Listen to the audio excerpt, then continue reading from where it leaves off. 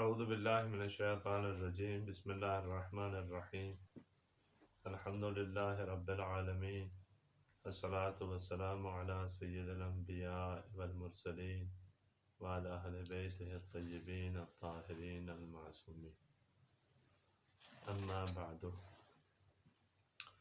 خداوند متعال کی توفیق سے ایک درس جو اصول کافی کے نام سے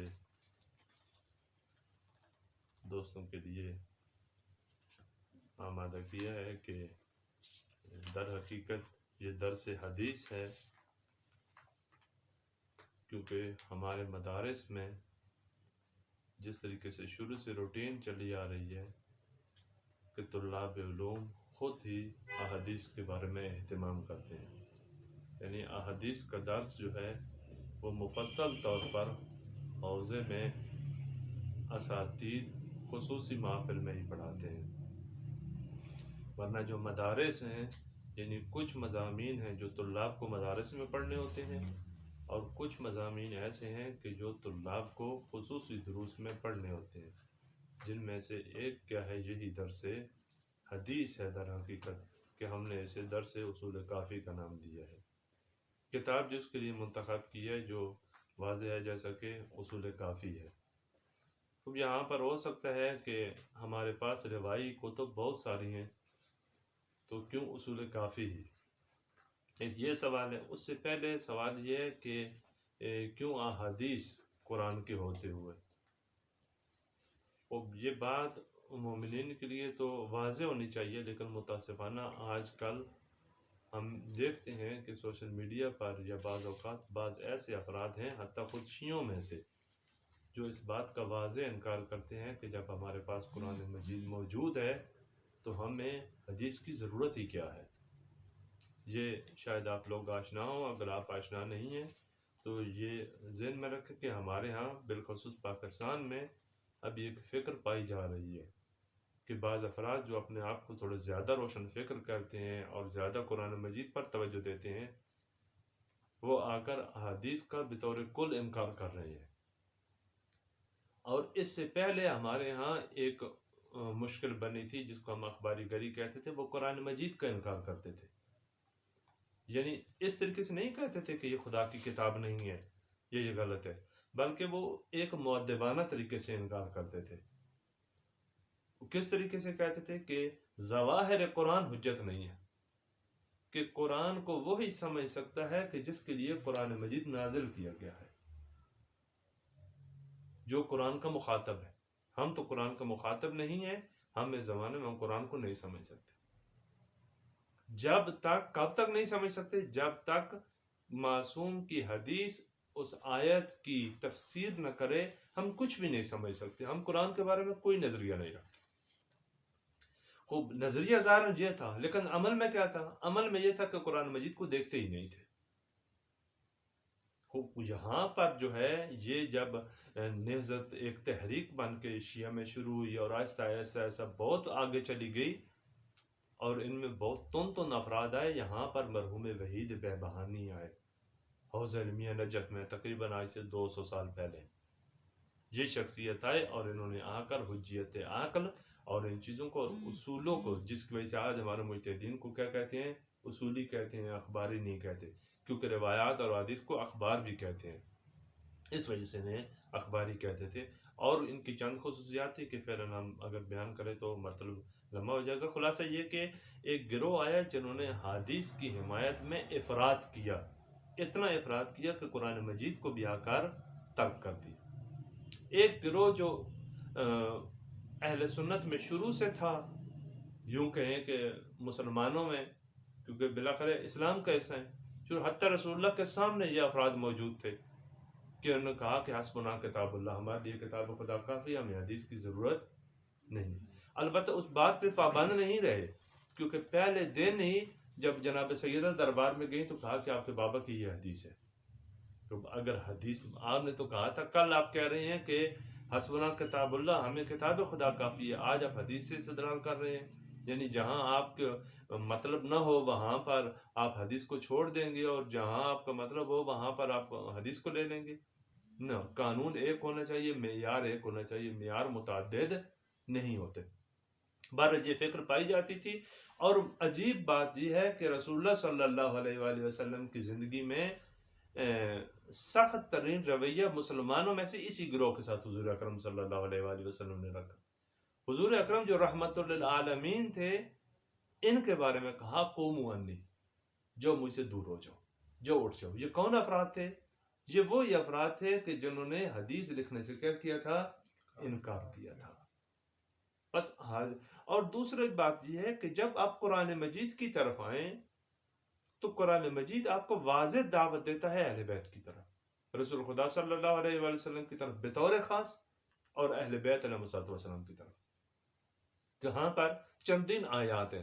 سب سے پہلی آیت کہ اعوذ باللہ من الشیطان الرجیم، بسم اللہ الرحمن الرحیم، وما آتاکم الرسول فخذوہ وما نہاکم عنہ فانتہوا۔ واضح ترین اس مورد میں یہ آیت ہے کہ جو کچھ تمہیں رسول خدا دیں اسے لے لو، اور جسے روکیں اسے رک جاؤ۔ اب رسول خدا صلی اللہ علیہ وآلہ وسلم نے فقط قرآن دیا، قرآن تو نہیں، اہل بیت بھی تو دیے رسول اللہ نے۔ خود خداوند متعال نے بھی حکم دیا، کہا کہ ان کی مودت، قرآن تو شخصیتوں کی طرف دعوت نہیں دے رہا، قرآن جو دعوت دے رہا ہے وہ اہل بیت کے پیغام کی طرف دعوت دے رہا ہے۔ اور جگہ پر بھی خداوند متعال نے فرمایا کہ انا انزلنا الیک الذکر لتبین للناس ما نزل الیہم۔ ہم نے قرآن مجید کو آپ کی طرف نازل کیا ہے تاکہ آپ کیا کریں؟ عوام کے لیے تبیین کریں۔ اب رسول خدا صلی اللہ علیہ وآلہ وسلم جب تبیین کریں گے، یہ تبیین رسول اللہ کیا ہوگی؟ یہی تو حدیث ہے۔ لہذا حدیث کا انکار کسی صورت میں ممکن نہیں ہے۔ قرآن خود دعوت دے رہا ہے کس کی طرف؟ حدیث کی طرف۔ یہ ایک آپ کہیں کہ موٹی موٹی اور مہم دلت ہیں جو آپ کی خدمت میں عرض کرتے کہ یہ نہیں ہو سکتا کہ ہم قرآن کے باوجود حدیث سے بے نیاز ہو جائیں، یا حدیث کے ہوتے ہوئے قرآن سے بے نیاز ہو جائیں، بلکہ دونوں چیزیں کیا ہے؟ لازم و ملزوم ہے۔ حدیث متواتر ہے، متواتر یعنی کیا؟ یعنی جس میں تواتر پایا جاتا ہے۔ تواتر یعنی کیا؟ تواتر کا مطلب یہ ہوتا ہے کہ ایسی حدیث کی جس کے نقل کرنے والے، حدیث متواتر اسے کہتے ہیں، ٹھیک ہے نا؟ ایسی حدیث کہ جس کے نقل کرنے والے اتنے زیادہ ہوں، جس کے راوی اتنے زیادہ ہوں کہ عادتاً ان کا جھوٹ پر جمع ہونا ممکن نہ ہو۔ مثلا کیا؟ ایک مصر سے ہے، ایک شام سے ہے، ایک ایران سے ہے، ایک مدینہ سے ہے، ایک مکے سے ہے، مختلف شہروں کے راویوں نے آ کر اس بات کو کیا کیا؟ نقل کیا۔ ابھی اس زمانے کے وسائل کے ساتھ ہم یہ نہیں کہہ سکتے کہ یہ سب لوگ ایک جگہ پر بیٹھے ہوں گے، انہوں نے میٹنگ کی ہوگی، انہوں نے کہا ہوگا کہ چلیں ایک حدیث گھڑتے ہیں، ایک ایسی حدیث امت میں مشہور ہو جائے۔ قطعاً اس طریقے سے نہیں ہے۔ اب شیعہ سنی نے آ کر اس بات کو نقل کیا ہے، اور بے شمار طرق سے آ کر اس کو کیا کیا؟ نقل کیا۔ بہت سارے افراد نے اس بات کو نقل کیا ہے۔ کس چیز کو؟ انی تارک فیکم الثقلین کتاب اللہ و عترتی اہل بیت، حدیث ثقلین، انہما لن یفترقا حتی یردا علی الحوض، انی تارک فیکم الثقلین کتاب اللہ و عترتی اہل بیتی ما ان تمسکتم بہما لن تضلوا بعدی ابدا۔ اگر آپ اس سے متمسک ہوں گے تو آپ کبھی بھی گمراہ نہیں ہوں گے۔ اور یہ بھی رسول اللہ گارنٹی دے رہے ہیں کہ وَإِنَّهُمَا لَن يَفْتَرِقَا، یہ بھی ایک دوسرے سے جدا نہیں ہوں گے۔ یعنی قرآن اہل بیت کی طرف دعوت دے گا اور اہل بیت قرآن کی طرف دعوت دیں گے۔ إِنَّهُمَا لَن يَفْتَرِقَا حَتَّى يَرِدَا عَلَيَّ الْحَوْض، یہاں تک کہ یہ دونوں میرے پاس کیا ہوں گے؟ حوض کوثر پر آئیں گے۔ بہت زیادہ مطالب ہیں جو علماء نے اس حدیث سے استفادہ کیے ہیں۔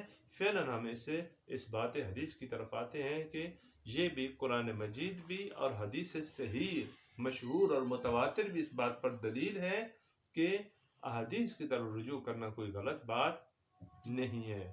دوسری بات یہ کہ ہر کتاب کا کوئی نہ کوئی استاد ہوتا ہے، یہ ایک عقلی سی بات ہے۔ پڑھتے اہل زبان ہی ہیں۔ کیا انگریز ممالک میں یا دنیا کے ہر ممالک میں یونیورسٹیاں نہیں ہیں؟ یونیورسٹی ہیں۔ یونیورسٹی میں کیا پڑھایا جاتا ہے؟ اسکولوں میں کیا پڑھایا جاتا ہے؟ انہیں کی زبان کی کتابیں پڑھائی جاتی ہیں۔ اس کے باوجود اس کے لیے کیا ہوتا ہے؟ استاد ہوتا ہے. بس اگر آپ کی اپنی زبان کی کتاب اردو کی کتاب ہو تو اس کے لیے بھی استاد چاہیے. عربی کی کتاب ہو اور آپ عربی ملک میں، اس کے لیے بھی کیا چاہیے؟ استاد چاہیے. انگریزی کی کتاب ہو اور آپ لندن میں، اس کے لیے بھی کیا چاہیے؟ ہر کتاب کو استاد چاہیے. قرآن کو استاد کون ہے؟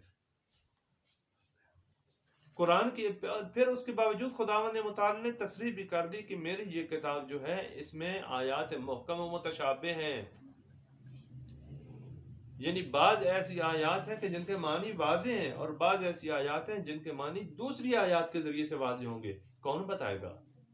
کون ان آیات کی تفسیر کرے گا کہ جس کی وجہ سے یہ قرآن کے یہ معنی محکم و متشابہ واضح ہو جائیں، ناسخ و منسوخ واضح ہو جائیں، مجمل و مبین واضح ہو جائیں، عام و خاص واضح ہو جائیں، مفہوم و منطوق جو ہے وہ واضح ہو، اور بہت سارے امور جو آپ کیا کرتے ہیں اصول میں پڑھتے ہیں.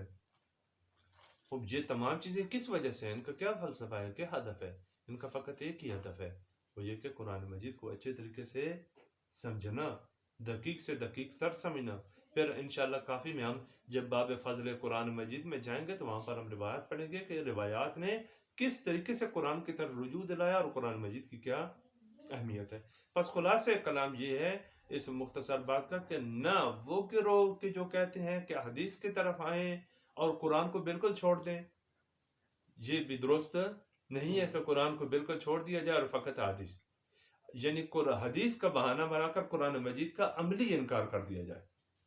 اور نہ یہ گروہ جو ہمارے زمانے میں سر اٹھا رہا ہے کہ جو کہتے ہیں کہ فقط قرآن کی طرف آئیں، اہل بیت کو چھوڑیں. یہ مسلک گرائی ہے. آپ مسلکوں سے بالاتار ہو جائیں. مسلکوں سے بالاتار ہو جائیں یعنی کیا؟ یعنی اہل بیت کو چھوڑ دیں. ایک کہتے ہیں کہ مسلکوں سے بالاتار ہو جائیں یعنی جو من گھڑت باتیں بنائی ہوئی ہیں ان سے بالاتار ہو جائیں.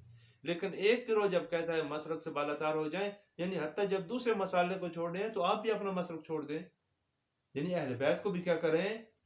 چھوڑ دیں. یعنی اہل بیت کو ہم تراز لے رہے ہیں دوسرے مسالک کے، جبکہ شیعہ در حقیقت مسلک نہیں ہے. توجہ کر رہے ہیں نا؟ شیعہ تشیع مسلک نہیں ہے، تشیع مذہب نہیں ہے. یہ مشہور ہو گئی ہیں یہ باتیں. میں آپ کو ایک مثال دوں. اگر فرض کریں کہ ایک سکول ہے جس میں 10 یا 15 کلاسیں ہیں، یا یونیورسٹی ہے یا 10-15 یا سے زیادہ کلاسیں، آپ ہر کلاس کے جو پڑھے لکھے جو لائق طالب علم ہیں ان کو کیا کرتے ہیں؟ علیحدہ کر کے. آج کل یہاں پر ہے، یہاں ایران میں بھی ہے، دنیا کے اور ممالک میں بھی ہے، جو نخبگان کا ہوتا ہے.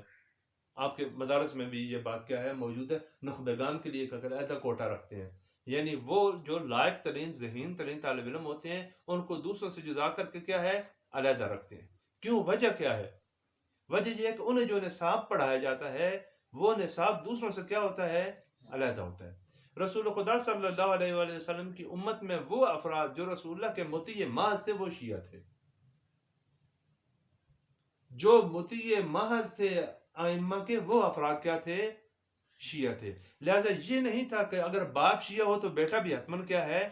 شیعہ ہے. لہٰذا جب ائمہ کے پاس جاتے اور ادعا کرتے کہتے تھے کہ ہم آپ کے شیعہ ہیں، ائمہ فرماتے تم جھوٹ بول رہے ہو، تم ہمارے شیعہ نہیں ہو، تم ہمارے محب ہو. کیوں؟ کیونکہ شیعہ کوئی اس طریقے سے نہیں ہے کہ ایک قوم ہو یا خاندان کی طرح ہو کہ اگر باپ شیعہ ہے تو بیٹا بھی حتماً کیا ہوگا؟ شیعہ ہوگا. پس تشیع اور شیعہ ہونا امت میں سے ممتاز افراد کا امتیاز تھا. یہ لوگ شیعہ تھے. وہ جو تابع محض تھے مولا علیہ السلام کے ان کا لقب شیعہ قرار پایا. لہذا قرآن مجید میں کن کو یہ لقب عطا کیا گیا؟ انبیاء کو. وَإِنَّ مِنْ شِيَعَتِهِ لَإِبْرَاهِيمَ. ابراہیم شیعوں میں سے ہے. ابراہیم شیعوں میں سے یعنی کیا؟ یعنی وہ جو کچھ حضرت نوح لے کر آئے تھے منو ان یہ وہی لے کے آ رہے ہیں. بس جہاں پر جب شیعہ کی بات آتی ہے، شیعہ کو مسلک کے ساتھ نہیں رکھنا کسی کے ساتھ. شیعہ متن اسلام ہے، تشیع متن اسلام ہے، متن دین ہے. جس طریقے سے امیر المومنین ایسے امام نہیں ہے کہ جن کو دوسرے اماموں کے ساتھ رکھ کے تولا جائے. امیر المومنین کو دوسرے ائمہ جو ان کے ساتھ رکھ کے نہیں تول سکتے، ان کے دوسرے صحابہ کے ساتھ رکھ کے نہیں تول سکتے. تشیع کو دوسرے مذاہب کے ساتھ رکھ کے نہیں تول سکتے. یہ تشیع کی عظمت کو کم کرنا ہے. تشیع وہ کلاس بالا کے لوگ ہیں، وہ رسول اللہ کی کلاس کے، وہ باشعور ترین افراد، مطیع ترین افراد، خالص ترین افراد شیعہ ہیں. وہ در حقیقت تشیع ایک عنوان ہے، تشیع ایک لقب ہے ان افراد کا کہ جو مطیع محض ہیں، جو پیروی میں اتنے آگے چلے گئے ہیں کہ ہو بہو اپنے مولا کی طرح ہے. وہ کہاں یہ تشیع اور کہاں یہ مسلک گرائی. اہل بیت کا مطیع ہونا اور یہ تشیع یہ مسلک نہیں ہے، یہ مافوق مسلک ہے، یہ متن دین ہے. یہ اطاعت تقاضۂ قرآن مجید ہے. اطیعوا اللہ و اطیعوا الرسول و اولی الامر. یہ تقاضا جو ہے وہ اس طریقے سے ہے، یہ اطاعت کا تقاضا ہے. لہذا تشیع کو دوسرے فرقوں کے ہم تراز لا کر پھر دوسرے فرقوں جیسا فرقہ متعارف کروانا، یہ در حقیقت تشیع کی عظمت کو کم کرنا ہے. بس یہ ایک مطلب تھا جو آپ کی خدمت میں عرض کیے گا. روایات میں جب آپ آ کر دیکھتے ہیں تو روایات میں بھی یہ مطلب فراوان ملتا ہے. یہی مطلب جو عرض کیا ہے کہ ہم ابھی اس کی تفصیل کی طرف نہیں جانا چاہتے. خلاصہ کلام کیا ہے کہ احادیث کا بہانہ بنا کر قرآن کو ترک نہیں کر سکتے اور قرآن کا بہانہ بنا کر احادیث کو ترک نہیں کر سکتے. احادیث پڑھنا وہ در حقیقت یوں کہ مسلک گرائی نہیں ہے کہ حدیث کو بیان کرنا، یہ مافوق مسلک ہے. کیوں؟ کیونکہ قرآن مجید کی تفسیر میں حدیث ہے یا احکام دین میں کیا ہے حدیث ہے. احادیث اسی دین کو بیان کر رہی ہیں. لہذا اگر کوئی آ کر کہتا ہے ہم بہار کے مطیع نہیں ہیں، ہم اصول کافی کی مطیع نہیں ہیں، ہم مثلا ملا یحضر کے مطیع نہیں ہیں، جیسے آج کہتے ہیں کہ ہم مجتہدوں کے مطیع نہیں ہیں، ہم مولا علیہ السلام کی اطاعت کرتے ہیں. سوال یہ ہے کہ آپ نے بہار کا نام تو لے لیا، بتائیں بہار میں ہے کیا؟ یہی حدیث ہے. اصول کافی کا نام تو لے لیا، اصول کافی میں کیا ہے؟ یہی حدیث ہے. یعنی نام اصول کافی کا لے کر کہ ہم اصول کافی کے مطیع نہیں ہیں، ایک پردے میں انکار کر رہے ہیں کس بات کا؟ حدیث کا. جس طریقے سے وہ افراد کہتے تھے کہ ظاہر اخباری کہ ظاہر قرآن حجت نہیں ہے، جب تک کوئی تفسیر حدیث میں حدیث موجود نہ ہم قرآن کی آیت کا معنی سمجھ نہیں سکتے. خوب یہ بہانہ بنا کر کس کی طرف رجوع کرتے تھے؟ احادیث کی طرف. اور قرآن مجید کو بطور کلی کیا کر دیتے تھے؟ چھوڑ دیتے تھے. جب ایک آدمی کہتا ہے کہ میں اصول کافی کا پابند نہیں ہوں، یعنی کہ اصول کافی کا پابند نہیں ہوں، یعنی ائمہ کے فرامین کا پابند. اصول کافی میں کیا لکھا ہے؟ اصول کافی میں اہل بیت کی فرامین ہے. لہذا اگر کوئی کہتا ہے کہ میں اصول کافی کا پابند نہیں ہوں، یعنی کیا؟ یعنی کہہ رہا ہے کہ میں اہل بیت کو مان کر ان کی باتوں کو نہیں مان رہا، در حقیقت قرآن کی مخالفت کر رہا ہے. در حقیقت کیا ہے یہ؟ قرآن، کیونکہ قرآن کہہ رہا ہے کہ اہل بیت کی اطاعت کرو. یہ کہتا ہے کہ میں اہل بیت کی بات کو نہیں. وہ بیٹا جو اپنے باپ کی کوئی بات نہیں مانتا یا باپ کی کچھ بات مانتا ہے اور کچھ نہیں مانتا، آیا یہ مطیع ہے؟ یہ بیٹا مطیع نہیں ہے. مطیع کون ہے؟ کہ جو بات مانتا ہے. ہم سے کیا مانگا گیا ہے؟ رسول اللہ کی اطاعت مانگی گئی ہے، اور رسول اللہ کی اطاعت مانگی گئی ہے. قرآن کی اطاعت، اطیع اللہ میں قرآن کی اطاعت آپ کہہ سکتے ہیں، لیکن اطیع الرسول میں مسلم حدیث آتی ہیں. جب کہتے ہیں اطیع اللہ و اطیع الرسول، تو اطیع الرسول میں رسول کی کس چیز کی اطاعت کریں؟ جن رسول کے بیان کی. یہ تو قرآن ہے جو ہمارے پاس موجود ہے، یہ تو بیان رسول اللہ، یہ تو کلام رسول اللہ نہیں ہے، یہ تو کلام خدا ہے. یہ اطاعت خدا مند متعال ہے. اطاعت رسول اللہ کرنی ہے. اطاعت رسول اللہ کس چیز میں ہوگی؟ وہ احکام کی کہ جو رسول اللہ حکم دیتے ہیں، ان بیانات کی کہ جو رسول اللہ بیان کرتے ہیں. وہی بیانات کیا ہیں؟ احادیث ہے. وہی احکام ہمارے پاس آج کس صورت میں موجود ہیں؟ احادیث کی صورت میں موجود ہیں. لہذا جو افراد آ کر اس طریقے سے کہتے ہیں کہ ہم اصول کافی کے مطیع نہیں ہیں، ہم بحار الانوار کے مطیع نہیں ہیں، بالفاظ دیگر کس کو رد کر رہے ہیں؟ احادیث کو رد کر رہے ہیں. پس ہم نہ اس گروہ کے حامی ہیں جو گروہ کہتا ہے کہ فقط اور فقط قرآن اور قرآن کو چھوڑ کر کسی چیز کی طرف نہیں جائیں گے، اور نہ اس گروہ کے جو کہتا ہے کہ فقط اور فقط کیا ہے؟ حدیث. نہ، بلکہ قرآن اور حدیث دونوں کیا ہے؟ باہم ہے. جس طریقے سے حدیث مبارک सकलैन में लिखे। और जब हम हदीस की तरफ आते हैं तो सबसे पहला मरला ये होता है कि हम कौन सी हदीस की किताब चुनें। तो जैसा कि अक्ल का तकाजा भी है कि जब हमारे पास इतना वक्त नहीं है कि हम सब दर्शन पढ़ें, या एक आध अगर किताब दर्शन आप पढ़ लें तो उसमें आप बहुत सारी चीज़ों से आशना हो जाएंगे, उसके बाद आसानी से आदमी मुताला भी कर सकता है बहुत सारी चीज़ों का। लेकिन जो मुहिम्मात होती हैं, मुहिम मतालिब होते हैं, वो बहरहाल तदरीसी ही होते हैं। जब हम कुतुब की तरफ रुजू करते हैं तो इस सूरत हाल को मद्देनजर रखते हुए हम उसको चुनेंगे जो जामे है, कि एक जामे से किताब पढ़ लें, जिससे किसी मसलन हम सर्फ नाम में करते हैं या दूसरे उलूम में करते हैं। सर्फ नाम में अभी हर अरब की हर बात का हम तहलील नहीं करते, बल्कि क्या करते हैं, कुल्लियात को देखते हैं। फिर जितनी बातें हैं वो उन कुल्लियात के तहत क्या है, आ जाती हैं। लिहाजा हम हदीस में कुछ अरसा जो है एक किताब हदीस की जामे और कामिल तौर पर अगर पढ़ लें तो बाकी बहुत सारे मतालिब हमारे हाथ में आ जाएंगे, जहां पर हमें सवाल होगा फिर असातिद की तरफ, अपने से बड़े असातिद की तरफ हम क्या करेंगे, रुजू करेंगे। उसूल काफ़ी की कुछ खुसूसियात हैं जिसकी वजह से हमने उसूल काफ़ी को चुना है। आप इसको उन्वान दे सकते हैं कि खुसूसियात उसूल मुबारक काफ़ी। चंद खुसूसियात हैं जो बुजुर्गान ने आकर बयान किए हैं, और अगर आप इनको देखना, ये जो बातें बयान कर रहे हैं कि जब हम उसूल काफ़ी के खुद मुताले में जाएंगे, अभी मुकदमा है उसूल काफ़ी का, एक 2-3 दर्स हमारा मुमकिन है क्या हो, बल्कि कोशिश करूँगा कि इससे कम हो, जितना कम हो सके वो मुकदमे में चले जाएंगे कि उसूल काफ़ी का मुकदमा, क्योंकि उसूल काफ़ी का मुकदमा भी एक अपनी ख़ास अहमियत रखता है कि इंशाअल्लाह बर वक्त बयान करेंगे। उसूल काफ़ी की खुसूसियात, ये जिन्होंने देखा है, आप भी देखना कि ये खुसूसियात जो बयान की जा रही हैं तूले दर्स उसूल काफ़ी में आए, ये उसूल काफ़ी पे तत्बीक होती हैं, ये तत्बीक नहीं होती। बात वाज़ेह सी चीज़ें। सबसे पहली खुसूसियत उसूल काफ़ी की जो हम ज़माने के एतबार से अगर कहें तो यह है कि साहिब उसूल काफ़ी मरहूम कुलैनी नवाब अरबा के ज़माने में मौजूद है। नवाब अरबा के ज़माने में, उसे बिल्कुल आखिरी नायब जो है उनके ज़माने में क्या है, आखिरी 2 नायब उनके ज़माने में मौजूद है। लिहाजा इस बात ने कि इनका सरोकार उस ज़माने के अफराद से था। खूब हतमन जो आदमी उस ज़माने में रहता है और इतनी बड़ी सतह का आलिम है, इसकी मुलाकात रावियों से रही है, जो जिन्होंने यानी फरावान उन्होंने ऐसे बंदे देखे हैं जिन्होंने इमाम हसन अलैहिस्सलाम को देखा हुआ था। अगर खुद इनकी अपनी मुलाकात नहीं हुई तो यकीनन इन्होंने ऐसे अफराद देखे हैं कि जिन्होंने इमाम हसन अलैहिस्सलाम को देखा हुआ था। लिहाजा कुछ काबिल इनकार बात नहीं है। मिसाल, हम में से किसने इमाम खुमैनी को देखा है? हम थे उस जमाने में, लेकिन पाकिस्तान थे। आप शायद नहीं हो, लेकिन हम उस जमाने में क्या है, थे, मौजूद थे, लेकिन इमाम खुमैनी को नहीं ज़ियारत कर सकते। क्यों? क्योंकि हम दूसरे मुल्क में रहते थे।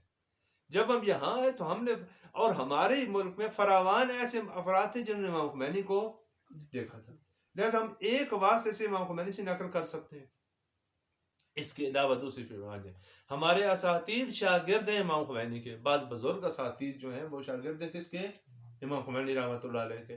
तो वो अपने उस्ताद से हमारे लिए अगर नकल करें तो हम कितने वास्तों से इमाम खुमैनी तक पहुंच सकते हैं? 1-2 वास्तों से क्या कर सकते हैं इमाम खुमैनी तक। यही खुसूसियत उसूल काफ़ी की है कि हदीस की किताबों में कम तरीन वास्तों के साथ, 2 वास्तों के साथ, 3 वास्तों के साथ, 4 वास्तों के साथ मासूम से नकल कर देते हैं। ये एक खुसूसियत है। खुसूसियत दीगर क्या है कि आइम्मा के जो शागिर्द थे उन्होंने किताबें लिखी हुई थी जो आज हमारे पास नहीं है। उनने किताबें क्या थी, लिखी हुई थी। उस जमाने में किताब को असल कहते थे। क्या कहते थे? असल कहते थे। 400 उसूल हदीस शिया में मशहूर थे। यानी आइम्मा के शागिर्दों की हदीसी किताबों को अगर जमा करते तो कितनी किताबें थी? कम अज कम मशहूर 400 किताबें थी। उन्हें कहते हैं उसूल अरबा मिया। उसूल काफ़ी कहाँ से लिखी गई? अगर कोई आपसे सवाल करे उसका जवाब ये है, कैसे लिखी गई? सब अफराद, सब रावियों को तो नहीं मिले। कोई मुमकिन है कहे कि खूब इमाम हसन अलैहिस्सलाम के ज़माने तो ये थे 1-2 वास्ते से, लेकिन मौलवी साहब का ज़माना तो बहुत पहले था। مولوی صاحب سے روایت کیسے لیں؟ امام جعفر صادق اسلم سے روایت کیسے لیں؟ جواب یہ ہے کہ ائمہ کے شاگردوں نے جو کتابیں لکھی تھیں ان کی مہم کتابیں جو ضائع نہیں ہوئی تھی. کچھ تو کتابیں تھیں جو ان کی ضائع ہو گئی. جو ضائع نہیں ہوئی وہ معارف اصول اربع میں کی شکل میں کیا تھے؟ موجود تھے. اور مرحوم کلینی اور اس زمان شیخ صدوق اور ان لوگوں کی 10 رسمیں تھے. لہذا انہوں نے اصول کافی کہاں سے لکھی؟ وہاں سے. لہذا کچھ افراد اس زمانے میں موجود تھے کہ جن سے سن کے انہوں نے لکھا، اور کچھ مستند کتابیں ان کے پاس موجود تھیں جو ائمہ کے شاگردوں کی لکھی ہوئی تھیں. وہاں سے انہوں نے کیا کیا؟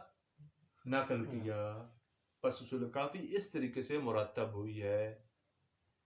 تیسری خصوصیت کہ جس کو بعضوں نے پہلی خصوصیت کہا ہے اور اسے کہہ سکتے ہیں کہ یہ پہلی خصوصیت ہے، وہ کیا ہے؟ وہ جامعیت اصول کافی ہے. اصول کافی تمام معارف دین کو اپنے اندر رکھتی ہے. عقائد، احکام، اخلاق، تاریخ، توجہ کر رہے ہیں؟ یہ تمام مہم چیزیں جو آپ کو آپ کی عملی زندگی میں پیش آئیں گی، اجتماعیات، معاشرتیات، بہت ساری چیزیں جو ہیں اصول کافی میں آپ کے پاس کیا ہے؟ موجود ہیں. یہ اصول کافی کی مہم خصوصیت ہے. اس خصوصیت کو کم نہیں جانیے گا اصول کافی کی. اور پھر جو ہے خصوصیت مرحوم کلینی رحمت اللہ علیہ کی ہے، وہ یہ ہے کہ جب حدیث ذکر کرتے ہیں تو اپنی لمبی چوڑی تفصیل نہیں دیتے، تطویل نہیں کرتے حدیث کو نقل کرنے میں. متن حدیث نقل کرتے ہیں، آگے چلے جاتے ہیں. اگر کہیں پر توضیح دیتے ہیں تو مرحوم کلینی کی توضیح حدیث سے بالکل علیحدہ ہے. یعنی یوں نہیں ہے جس طریقے سے صحیح بخاری میں ہے یا بعض دوسری کتب میں ہے، یا یوں کہیں کہ جس طریقے سے آپ سیوطی پڑھتے ہیں. سیوطی کی شرح کون سی ہے؟ مزجی شرح ہے. مزجی شرح یعنی کیا؟ یعنی متن اور تشریح مخلوط ہے. نہیں پتہ چلتا سوائے ماہرین کے کہ متن کون سا اور تشریح کون سی ہے. اصول کافی اس طریقے سے نہیں ہے. مرحوم کلینی اگر کہیں پر اپنی توضیح دی ہے تو وہ علیحدہ ذکر ہے، متن روایت علیحدہ ذکر ہے. یعنی آپ کے پاس متن روایت کاملاً امانت کے ساتھ موجود ہے. کوئی فرق نہیں ہے آپ نے کسی امام کے صحابی سے ڈائریکٹ سنا ہو یا آپ اصول کافی اٹھا کے پڑھ رہے ہو. بس کتنی مہم ہے اصول کافی. کوئی فرق نہیں ہے اس میں کہ آپ خود روایت کسی صحابی سے سن رہے ہیں یا اصول کافی سے روایت پڑھ رہے ہیں. کیونکہ مرحوم کلینی کی کسی بات پہ آپ کو شک نہیں ہوگا کہ معلوم نہیں یہ بات مرحوم کلینی کی اپنی ہے یا امام معصوم کی ہے. کسی جگہ پر اصول کافی اتنی شستہ رفتہ. اور دوسری کتابیں اس طریقے سے نہیں ہیں. بہت ساری کتابیں ہیں جن میں آج بھی کوئی کہتا ہے کہ وہاں پہ جھگڑا ہوتا ہے، اسی وجہ سے کہتے ہیں کہ یہ فلاں صاحب کتاب کی اپنی عبارت نہیں ہے، اس میں آپ نے تشریح شامل کر دی. جبکہ صاحب کتاب کی عبارت اور تشریح ایک دوسرے سے جدا ہی نہیں. اب میں مثال نہیں دے میں دور چلے جائیں. اصول کافی میں ترتیب منطقی کی رعایت کی گئی ہے، جبکہ اس سے پہلے یہ ایک اور خصوصیت ہے، جبکہ اس سے پہلے جو کتابیں تھیں وہ اصول کافی کی طرح نہیں تھیں. کس طریقے سے؟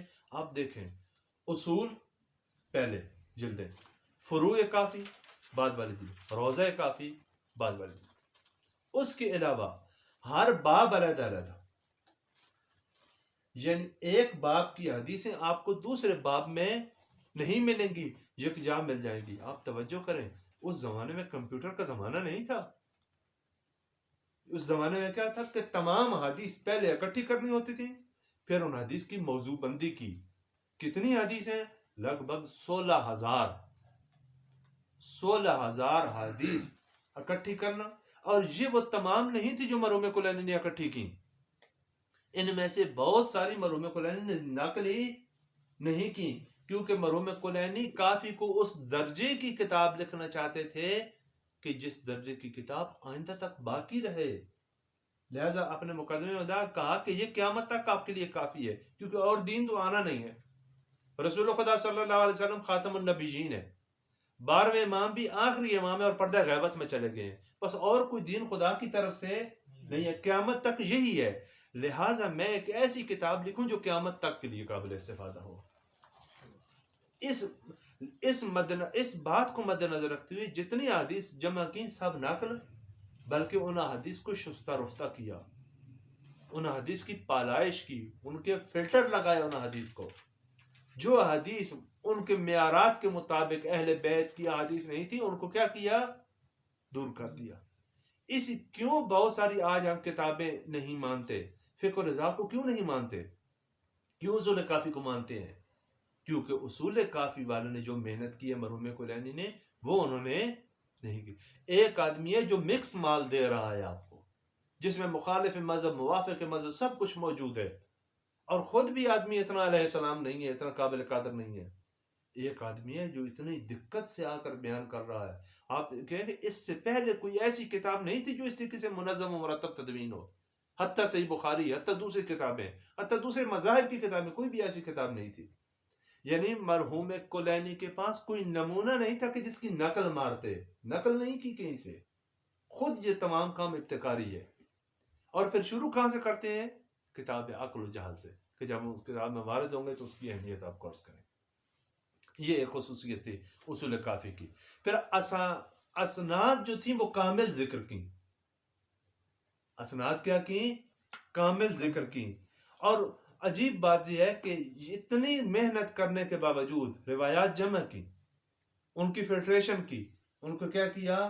علیحدہ علیحدہ کیا، پلائش کی، انہیں جدا جدا کیا احادیث کو، پھر ان کی موضوع بندی کی، پھر ان کی طبقہ بندی کی، پھر ہر باب میں جو پہلی روایت لائی وہ پہلے درجے کی روایت ہوتی ہے. یعنی ان اس اعتبار سے رجالی اعتبار سے دیکھا.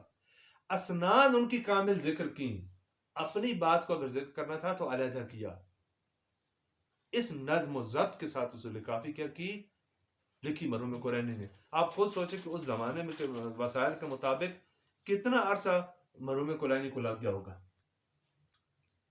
اس طریقے سے مرحوم کلینی نے یہ احادیث جمع کی ہیں. اور یہ آپ کو عرض کر دیں کہ اس